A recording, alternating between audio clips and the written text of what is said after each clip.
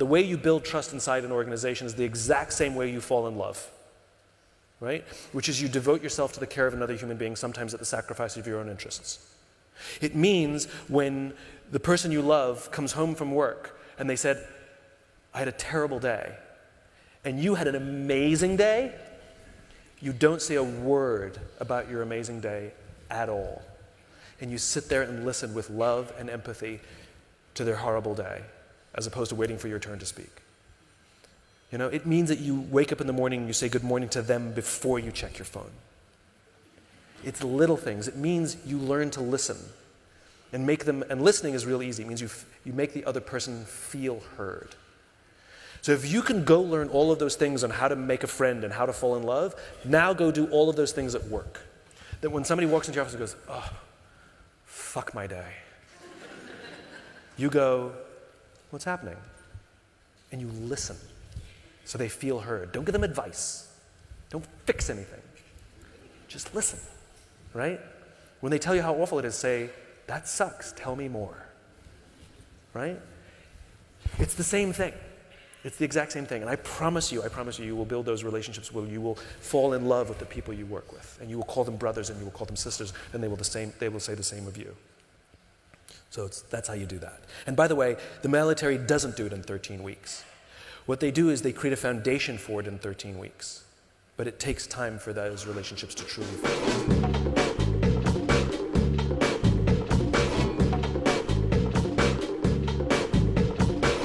I've written about most of the people I look up to, but there's some other people that I look up to that I think are remarkable. I'll tell you two. Lady Gaga and the Pope. There's a combination. And I'll tell you why. Because both of them seem to stand for something bigger than their job. Like Lady Gaga offers people a sense of belonging, a sense of cause. She refers to them as my little monsters, and she's the patron saint of misfits. You know, that if you felt uncomfortable and you felt like you were the weird one at school, for the first time in your life, you actually feel like a valued member of a community of people just like you. That's really important. That's what leaders do, right? Leaders create community and tribes and make us feel like we belong and make us feel like we matter. And I think Lady Gaga has done that in spades. She's also remarkably consistent in her cause. She has a contract. She's a spokesperson for MAC makeup, and they were releasing a new lipstick color, and I happened to watch the press conference, and I thought, how is she going to bring her cause of inclusion for a lipstick? And I watched the press conference, and she talked about how she specifically chose a color that no matter the color of your skin or what ethnicity you were, this color would go with you. I thought, my God, she even does it for lipstick. It was amazing. The Pope also stands on a level higher than his job.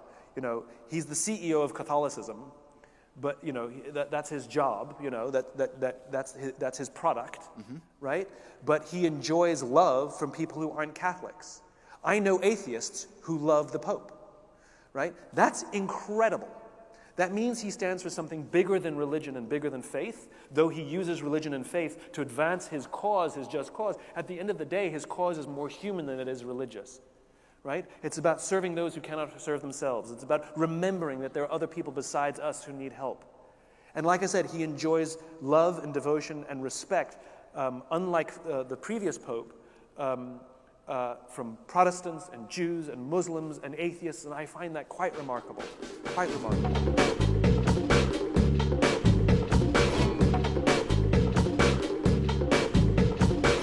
I don't understand why we're obsessed with high-speed growth.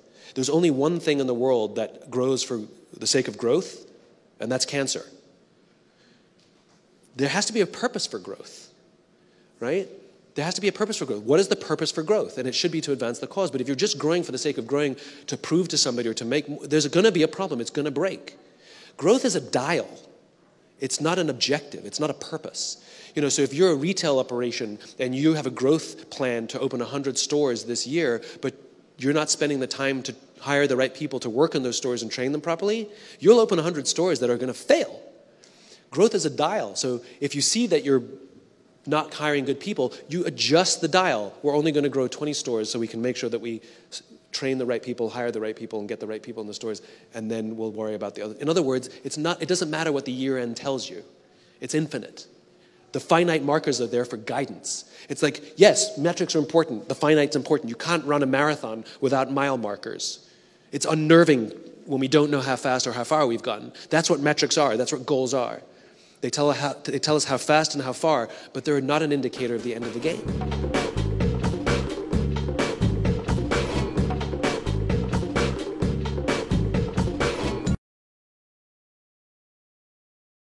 Reason to extend love is everyone wants to feel heard, which is different than listening to people, right? People want to feel heard. We don't want to have our words parroted back to us. And I think this is what makes people angry. There's a documentary on Netflix right now, I wish I could remember the name of it, of this wonderful, she's an English Muslim woman who was attacked by white supremacists on Twitter, viciously. And so she makes the decision, instead of reacting with anger and contempt, to try and understand where they're coming from. And you can go watch it, it's amazing. And she goes and spends time with white supremacists in the United States. And she was actually in Charlottesville. She wasn't marching with them, but she was walking with them when the violence exploded in Charlottesville. And what she does is she doesn't tell them that they're stupid. She doesn't tell them that they're ignorant. She doesn't tell them that they're racist. She tells them how she feels, how their words necessarily make her feel, and she listens to them, and she makes them feel heard, and she asks them good questions. And you watch, and what you start to see is these diehard white supremacists now confused because she's supposed to be evil and anti-American and anti-everything, and for the first time in their lives, they actually feel heard. And some of them drop out of the organization because they can't reconcile what their beliefs are with how they feel towards what they consider their friend, who they consider their friend. And it basically is everything that Arthur is talking about and what he's written about. You can see it happen live, which is when we extend love and truly try to understand what is underneath someone, not to see them as contemptible, but to try and understand with love. It forces us, it forces those people to question themselves, because when we yell and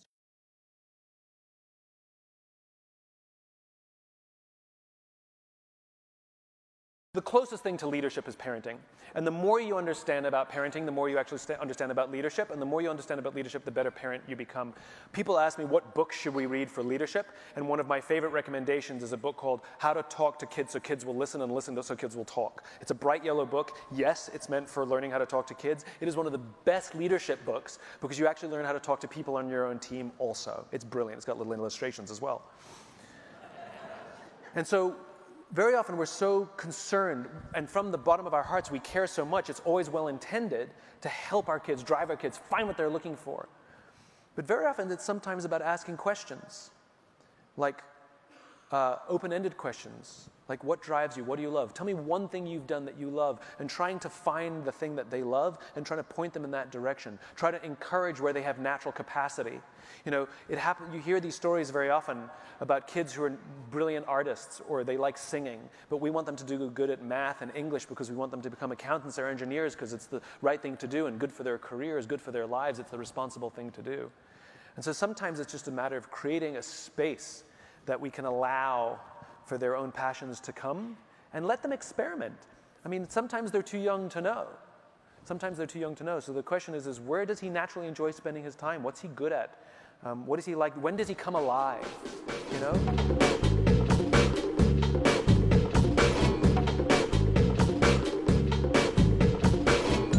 Invest in deep, meaningful relationships. So often we're so busy at work that we neglect our friends. Sometimes we're so busy at work we neglect those who love us.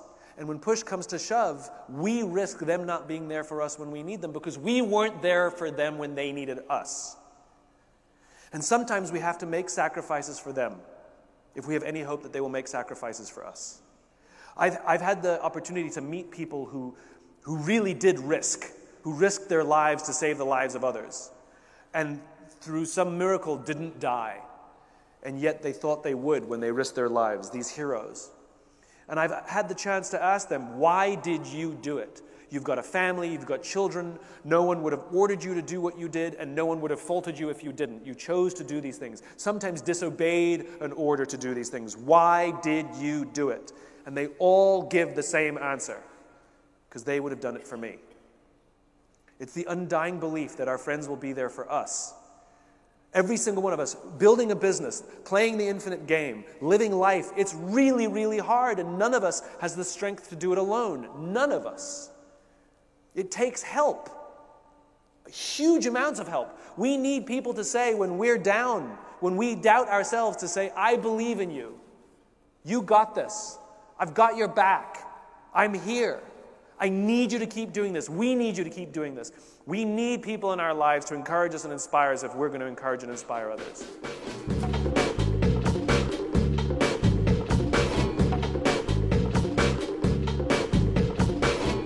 Effective confrontation always requires three things. We came up with an acronym for it, but I don't remember what the acronym is. But it requires three things, right? You have to be able to state how you feel. Oh, FBI.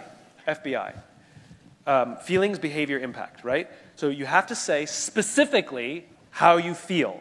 You have to do better than happy, sad, angry, right? You have to say, and I'll tell you all what they are. You have to say specifically the behavior that they did that caused the feeling, and you have to say the impact if that behavior continues. You cannot make it generic. It has to be specific. Those three things can be in any order, but they all have to be there. We've gamed it out with 1 and 2, and it does not work. You have to have all three. The order doesn't matter. And it goes something like this. You cannot say, you're always late to meetings. You need to come to meetings on time, otherwise bad things will happen, right? Because you're making it generic. Because they'll say, I was at the meeting on time on Thursday, and you'd be like, yes, you were. But in general, and that's what ends up happening. It falls apart. So you have to write down the statement so you know it. You have to know it before you have to be prepared for this confrontation. So you would say something like, when you showed up to the meeting late on Thursday, even though it's all the time, you pick one. When you show up to the meeting late on Thursday, I feel very disconnected from you. And my concern is that if you continue to show up late to meetings, that the disconnection will grow to the point where I'll stop trusting you. And then you shut up. So you would say to him, when you heard that idea, you can say, I'm completely confused, or I'm completely stuck.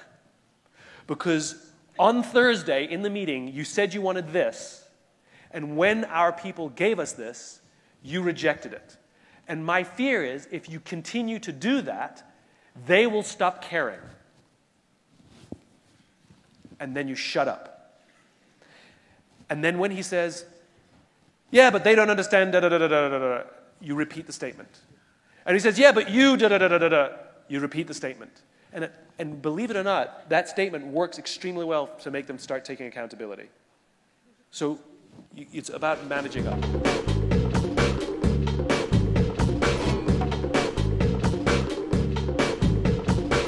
So I make this distinction between joy and happiness. Happiness comes when you win the game, when you get an A on your exam. Happiness comes when your number comes up in the lottery, and then it goes away. You know, that feeling. Joy is something more underlying. And you ask, how do I have happiness on a day-to-day basis? You don't. The things that you will do, you will not necessarily enjoy. But the question is, do you have a sense that they're a part of something bigger? That's where the value and the joy comes from. You don't have to like every day, but you do get to love every day. You don't like your children every day, but you love your children every day, right? And I think we've created this unrealistic expectation that every day at work has to be amazing. Like every day of your relationship has to be amazing, and every day in your friendship has to be amazing. It's just not, it's an unfair standard to put on a human being, and it's an unfair standard to put on an organization. And sometimes it's us. Sometimes the organization is trying so hard, but we have a narrative in our head that we can't let go of, that it's us that's creating the unhappiness every day. We make ourselves victims, and everything you see, you'll find all the evidence. Or we can choose to change our narrative, you know? I have a friend who moved from a liberal city to a very conservative city in the United States, and she was very worried. And I said to her, it's the most wonderful opportunity in the world. She says, but I'm going to hate all these people. I said, or you can learn to listen, understand what their motivations are, and understand what they care about. And I bet you'll discover that your values are the same as theirs, right? Some of it's narrative, some of it's perspective. Don't seek happiness. The happiness will happen here and there. It's seek joy. And that comes from relationships and belonging and cause.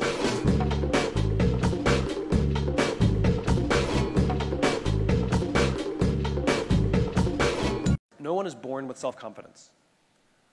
Zero. Right? Every single one of us, our self-confidence was determined by how we were raised, the parents we had, the teachers we had, the bosses we've had, the jobs we've had. My sister worked for a company for 17 years, and her boss destroyed her self-confidence. She came out of that job, and she didn't realize until she got into her new job how afraid she was to make decisions because of her boss. And it took a while for her to get her confidence back. And so if somebody's insecure, we have to over and over and over again prove to them, because we don't know where they came from. We don't know what kind of trouble they got in before for being honest, right? Or how they were raised. We don't know. And so we have to have total empathy and just prove to them that if they make a mistake, they're going to get helped, not hurt. They're going to get supported, not yelled at. And the first time they won't believe you. They think it's a game. They think it's a con. It's a trick. The second time, maybe. And we just have to keep at it. That every time, I used to have somebody on my team who would regularly lie to me, right? Because she would rather lie to me than tell me that she made a mistake. And if I saw the lie, I would ask so many questions to get her to say to me, I screwed up. I'd be like, well, this doesn't make sense. Because I can't say you're lying to me, right? I'd just say, this doesn't make sense. This doesn't make sense. If this adds up to this, then why is it that? And the lie would get bigger, and then she would yell at me about how I don't trust her.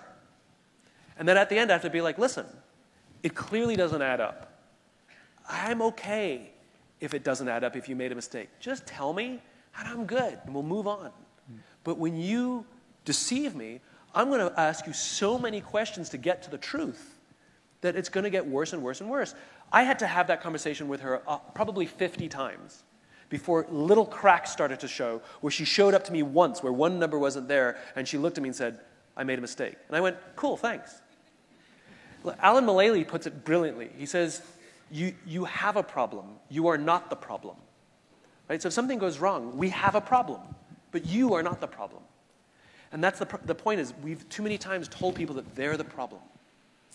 So I think it's just going to take time and patience, and you have to do the hard work of helping that person build up their confidence again.